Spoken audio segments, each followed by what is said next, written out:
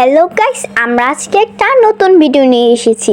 সেটা হলো রোস্ট কী করে বানাতে হয়। অনেকেই তো বিয়ে বাড়ির মাঝে রোস্ট খেয়েছেন, কিন্তু বাসায় বানিয়ে কখনো তো খাননি। আজকে আমরা বানাবো রোস্ট। তো কী করে বানাই ফুল ভিডিওটা আপনারা দেখতে থাকেন। আর আজকের ওয়েদারটা খুবই সুন্দর। দেখেন, প্রথমে এখানে আমরা নিয়ে নিয়েছি 4টা রোস্ট, যেহেতু ওটা রোস্টই খাবো তাই জন্য রোস্টই নিয়েছি। এখন আমরা লবণ আর মরিচের গুঁড়া দিয়ে দিয়েছি। হলুদের গুঁড়া কিন্তু আপনারা দিবেন না, যেহেতু আমরা রোস্ট খাচ্ছি, এটা ঝাল ঝাল খেতে হয়। হলুদ ব্যবহার করা যাবে না, তাই জন্য আমরা একটা মিশিয়ে পরে এখানে তেল দিয়ে দিয়েছিলাম অল্প। এখন আমরা ভেজে নিব একসাথে। আমরা একদম ভালো করে ভেজে নিব, যেহেতু কাঁচা যাতে না থাকে ভিতরে। এখানে আমরা ভালো করে ভেজে নিচ্ছি। অনেকক্ষণ ধরে আপনারা ভাজবেন, এটা কিন্তু অনেক মজার খাবার হবে, তাই জন্য একটু ভালো করে বানাতে হবে। হয়ে গেছে আমাদের ভাজা। এখন আমরা এগুলো উঠিয়ে নিচ্ছি, 4টায় রোস্টই উঠিয়ে নিচ্ছি আমরা। দেখেন, একদম ভাজা ভাজা হয়ে গেছে। আপনারা বুঝতে পারছেন এটা ভাজা হয়ে গেছে। আর এগুলো কিন্তু ভালো করে ধুয়ে দিবেন, যাতে কোনো রক্ত না থাকে। দেখেন, সুন্দর করে ভাজা হয়েছে। এখন আমরা যেই তেলে ভেজেছিলাম সেই তেলে অল্প তেল দিয়ে নিয়েছি, যেহেতু আগে একটু কম তেল হয়ে গেছিলো। পরে এখানে আমরা 3টা তেজপাতা দিয়েছি, আপনারা চাইলে বেশি দিতে পারেন। এখানে আমরা গরম মশলা দিয়ে দিচ্ছি। এখন ভালো করে নিয়ে নিচ্ছি এগুলো ভাজার জন্য। গরম মশলা কিন্তু দিতেই হবে, আর তেজপাতা কিন্তু মাস্টলি দিতে হবে। এখন আমরা দিয়ে দিচ্ছি পেঁয়াজ কুচি, কম করে দিয়েছি, আপনারা বেশি আবার দিতে যাবেন না। এখন আমরা ভালো করে ভেজে নিচ্ছি। এইগুলো তো ভালো করে ভেজতে হবে। দেখেন, আমাদের ভাজা প্রায় শেষের দিকে, ভাজা হয়ে গিয়েছে।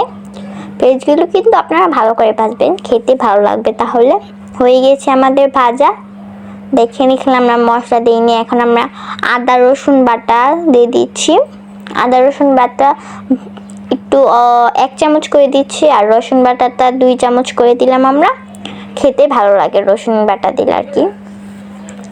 এখন ভালো করে এগুলো নিয়ে নিচ্ছি, কষিয়ে নিব আর কি ভালো করে।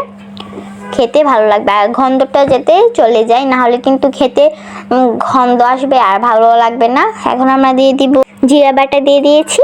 আপনারা অল্প করে দিবেন জিরা বাটা, আমি অল্প করে দিয়েছি। জিরা বাটা কিন্তু মাস্ট বি লাগবে, খেতে ভালো লাগে তাহলে। এখন আমরা একটু ঝাল ঝাল খেতে চাই, তাই জন্য 1 চামচ মরিচের গুঁড়া দিয়ে দিয়েছি।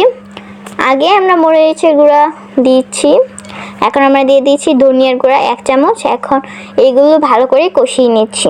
দেখেন, কষানো হয়ে গেলে আমরা পরে দিয়ে দিব একটু কাঁচামরিচ দিয়ে দিব। একটু ঝাল ঝাল খেতে আমার অনেক বেশি ভালো লাগে, তাই জন্য আমার মাকে বলেছি ঝাল ঝালই।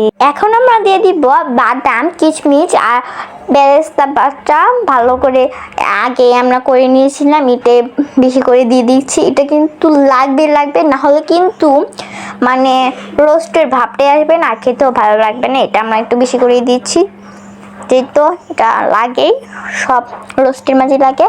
এখন আমরা টক দই ফেটিয়ে নিয়েছিলাম আর কি গুলিয়ে নিয়েছিলাম, এটাই আমরা দিয়ে দিচ্ছি। এখন টক দইও লাগবে, মিষ্টি দই হলে কিন্তু হবে না, আপনাদের টক দই অবশ্যই দিতে হবে।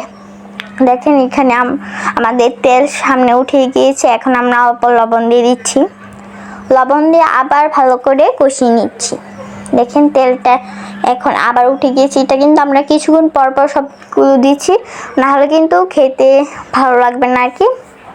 এমনভাবে আপনারা দিচ্ছেন। এখন আমরা দিয়ে দিচ্ছি দুধ। দুধ কিন্তু লাগবে, আর এটা খাঁটি দুধ লাগবে, খেতে আরও বেশি ভালো লাগবে। এখন এগুলো আমরা ভালো করে মিশিয়ে নিচ্ছি। এখন আমরা আগের ভাজা রোস্টগুলো দিয়ে দিচ্ছি 4টা। আস্তে আস্তে আমরা এগুলো দিয়ে দিচ্ছি, যেহেতু গরম, না হলে আবার শরীরে ছিটিয়ে এসে পড়বে, তাই জন্য আমরা অল্প অল্প করে দিয়ে দিচ্ছি আর আস্তে আস্তে করে দিয়ে দিচ্ছি। এটা কিন্তু ধৈর্য আর সময় নিয়ে করতে হবে, না হলে কিন্তু খেতেও ভালো হবে না। দেখেন, এখন আমরা এগুলো ভালো করে আরেক দিকে দিয়ে দিচ্ছি, যেহেতু এটা ভালো করে টুকে যায়, তাহলে ভালো লাগে আর কি। আমরা ভালো করে এখন আরও কিছুক্ষণ 10-20 মিনিটের মতন কষিয়ে নিয়েছি। দেখেন, হালকা হালকা কষা হয়ে গিয়েছে, আর খেতে এত মজা হবে আপনারা বিশ্বাস করবেন না। দেখেন, এখন আমরা ভালো করে উল্টিয়ে নিয়েছি। এখন এটা আমরা থালে পরিবেশন করে নিব খাওয়ানোর জন্য। দেখেন এই ভিডিওটা একটু লম্বা হয়ে গেছে, দেখেন এটা কতটা সুন্দর হয়েছে। ভিডিওটি ভালো লাগলে লাইক কমেন্ট শেয়ার এবং সাবস্ক্রাইব করে দিন। Bye bye.